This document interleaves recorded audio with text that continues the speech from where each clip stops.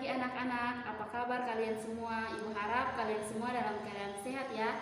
Perkenalkan, nama Ibu Siska Kela. Ibu adalah mahasiswa PPL dari Universitas Kristen Artawacana Kupang atau yang biasa disebut UNKRIS. Di sini Ibu akan mengajar mata pelajaran IPA Biologi. Nah, hari ini kita akan belajar tentang materi ekosistem dan akan ada video yang akan Ibu tayangkan. Ibu harap kalian dapat menyimak video ini dengan baik ya, karena setelah video ini berakhir, Ibu akan memberikan kalian tugas. Ekosistem. Ekosistem merupakan interaksi bolak-balik antar makhluk hidup atau biotik dengan lingkungannya atau abiotik. Satuan-satuan makhluk hidup penyusun ekosistem. Di dalam sebuah ekosistem terdapat satuan-satuan makhluk hidup yang meliputi individu, populasi, dan komunitas. Yang pertama, individu. Individu adalah satuan makhluk hidup tunggal. Contohnya, sebatang pohon kelapa, seekor burung, dan seekor badak. Yang kedua, populasi. Populasi adalah kelompok makhluk hidup yang memiliki spesies yang sama atau sejenis dan menempati daerah tertentu. Contohnya, sekelompok ikan dalam kolam dan sekelompok kaktus di gurun. Yang ketiga, komunitas.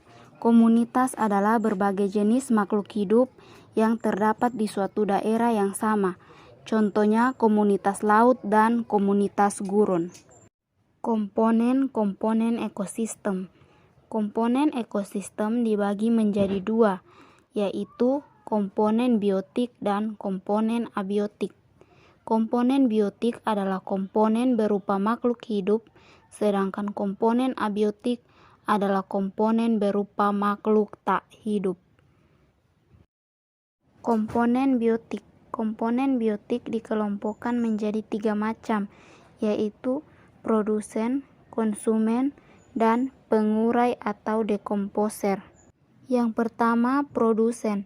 Produsen adalah makhluk hidup yang dapat menghasilkan bahan makanan sendiri. Contoh dari produsen adalah tumbuhan. Yang kedua, konsumen. Konsumen adalah pemakan bahan makanan yang dihasilkan oleh produsen. Konsumen dibagi lagi menjadi 3, yaitu herbivora, karnivora, dan omnivora. Herbivora. Herbivora adalah hewan pemakan tumbuhan. Herbivora juga disebut sebagai konsumen tingkat pertama. Contoh hewan pemakan tumbuhan adalah domba, sapi, kelinci, ulat, dan belalang. Karnivora. Karnivora adalah makhluk hidup yang memakan daging makhluk hidup yang lain. Karnivora adalah konsumen tingkat kedua. Contoh hewan yang termasuk karnivora adalah singa, harimau, buaya, kucing, dan katak.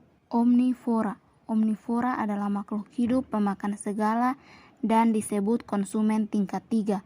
Contoh hewan omnivora adalah ular, elang, harimau, dan ayam.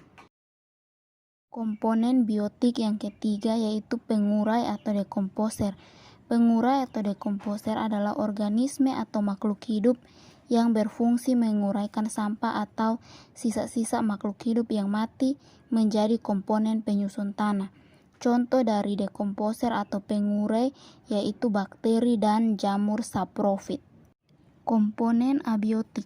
Komponen abiotik merupakan komponen ekosistem berupa benda tidak hidup yang terdapat di sekitar makhluk hidup. Komponen abiotik yang berpengaruh pada ekosistem antara lain cahaya matahari, tanah, air, suhu, dan udara. Kebergantungan antar komponen ekosistem. Yang pertama, antar komponen biotik. 1. Rantai makanan. Rantai makanan merupakan peristiwa makan dan dimakan dalam suatu ekosistem dengan urutan tertentu. Pada gambar rantai makanan ini, rumput bertindak sebagai produsen, belalang sebagai konsumen 1, katak sebagai konsumen 2, ular sebagai konsumen 3, dan jamur sebagai dekomposer atau pengurai. Yang kedua, jaring-jaring makanan. Jaring-jaring makanan merupakan sekumpulan rantai makanan yang saling berhubungan. Yang ketiga, piramida makanan. Piramida makanan adalah suatu gambaran secara umum yang berhubungan antar komponen biotik dalam sebuah ekosistem. Dan yang terakhir adalah aliran energi. Aliran energi adalah perpindahan energi dari suatu tingkatan trofik ke tingkatan berikutnya. Aliran energi dimulai dari sinar matahari ke produsen, konsumen tingkat 1, konsumen tingkat 2, konsumen tingkat 3, hingga ke tingkat pengurai atau dekomposer. Kebergantungan antar komponen biotik dan abiotik. Kebergantungan antar komponen biotik dan abiotik dapat terjadi melalui siklus materi. Siklus ini terus mengalir memunculkan suatu perpindahan energi dari komponen-komponen yang disebut aliran energi.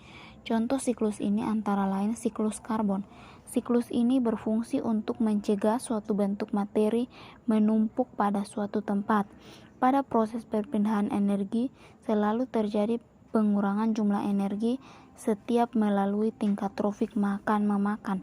Perubahan bentuk energi menjadi bentuk lain dinamakan transformasi energi. Baik, materi kita minggu ini sampai di sini. Sekian dan terima kasih.